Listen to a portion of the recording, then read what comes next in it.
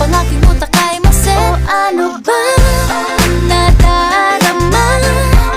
Huwag nang paligoy-ligoy-ligoy, paligoy-ligoy pa. Pwede ba? Huwag ka nang magrama. Huwag nang paligoy-ligoy-ligoy, paligoy-ligoy pa. Kwento-kwento ka tungkol sa bagay-bagay. Pag-usapan naman natin tayo medyo bagay. Ngunit mabagal ka, di mo maisipin sa bagay. Kunting tiis na lang, malapit na akong magbabay. Ano ka ba naman? Ganyan-ganyan na lang. Wala ka lang alam gawin kundi magparamdam. Hindi ko na alam ano pa dapat ang iisipin ko, o dapat ba na wag na lang. Tuwing gabi ka lang